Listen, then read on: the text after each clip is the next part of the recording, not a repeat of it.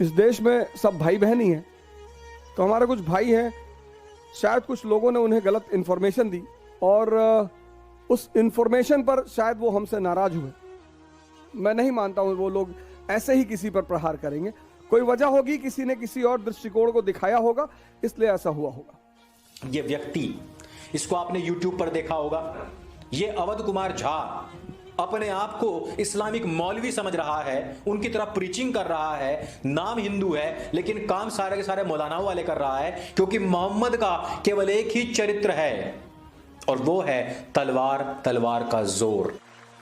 मजहब का मर्म अमानवीय हो ही नहीं सकता। हर पंथ, हर संप्रदाय, हर परंपरा मानवीय मूल्यों को बढ़ावा देने के लिए ही है।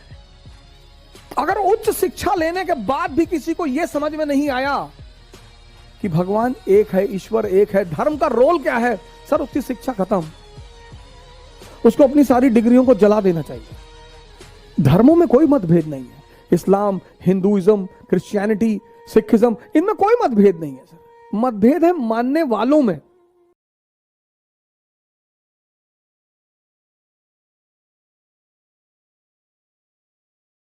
मैं जानता हूं ये जो मेरे भाई लोगों ने, इनको किसी ने गलत खबर दी है।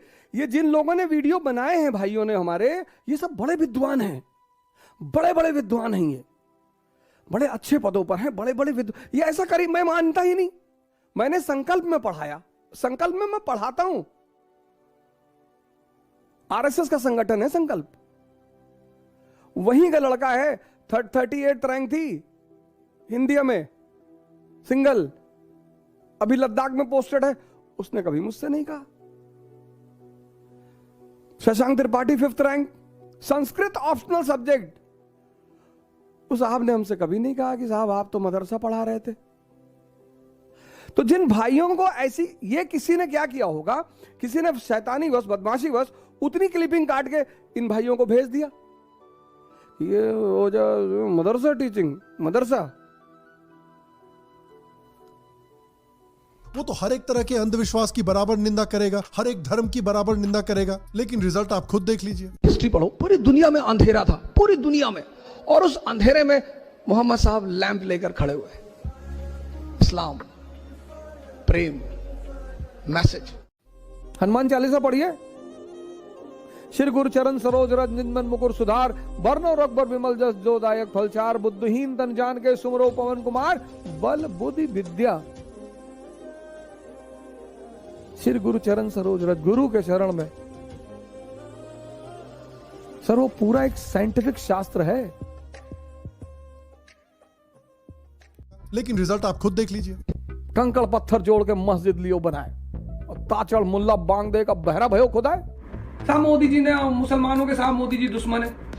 अच्छा, पहले मोदी जी तो 2014 में, उससे पहले सारे मुसलमान मर्सिडीज पे चलते थे। मुसलमानों के खिलाफ कुछ भी बुलवा लो, इस्लाम के खिलाफ कैसे बोल सकते हैं?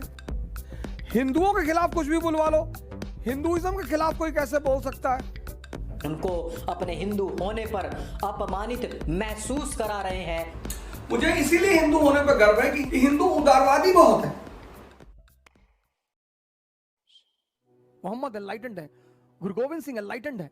ये अवध ओझा, अवध से आ रहा होगा शायद, और ये कह रहा है कि राम एनलाइटेंड है और राम और गुरु गोविंद सिंह के साथ ये मोहम्मद की तुलना करता है। इस पे तो कमेंट करने को भी मन नहीं कर रहा। चलिए आगे चलते हैं।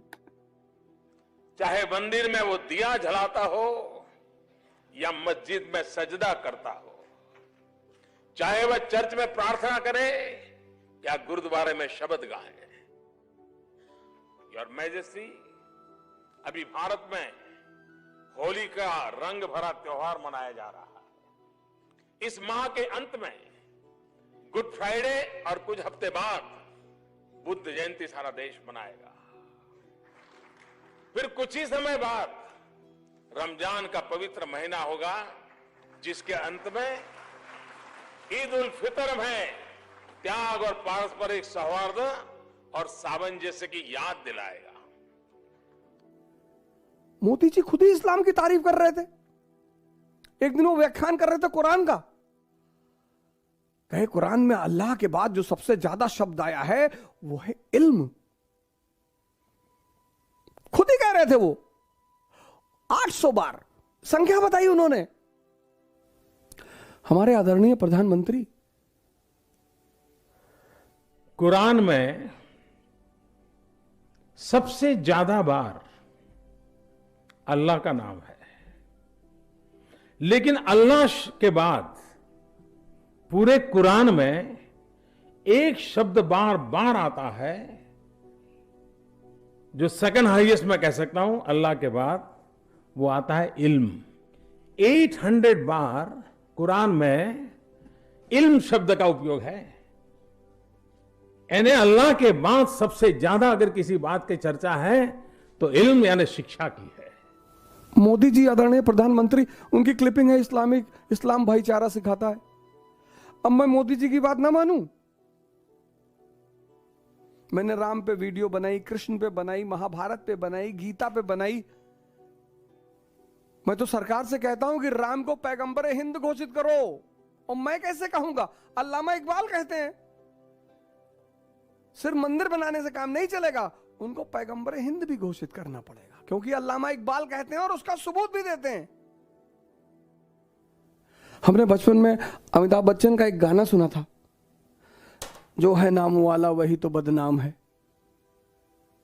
पूरे कोरोना काल में अपने देश के लोगों के साथ में रहा। हजारों मैसेजेस आज भी आते हैं सर, हजारों मैसेज आएगी सर, हम जानते हैं कि ये किसी ने ऐसे ही किया होगा। हमने कहा नहीं बंधु, कोई बात नहीं। भाषा जो होती है ना, भाषा, विरोध करना एक अलग बात होता है, बदनाम करना एक अलग बात होता है। अगर मुझे बदनाम करने से इस देश का भला होता है तो आप करें। 6 महीना पहले मुझे लोग फोन करते थे कि तुम गरीबों का ठेका लेके पैदा हुए हो, गरीबों को तुम, वो अश्वमेध प्रोग्राम मैंने शुरू किया, क्यों तुम फ्री में उधर पढ़ा रहे हो, क्यों तुमने एंशिएंट इंडिया की एनसीईआरटी डाल दी, क्यों तुम ऐसा कर रहे हो, क्यों तुम वैसा कर रहे हो, तुमको ऐसा कर देंगे, तुमको वैसा कर देंगे। सरकार आप कुछ भी करें, पढ़ाऊंगा तो है ही मैं बच्चों को। जय हिंद।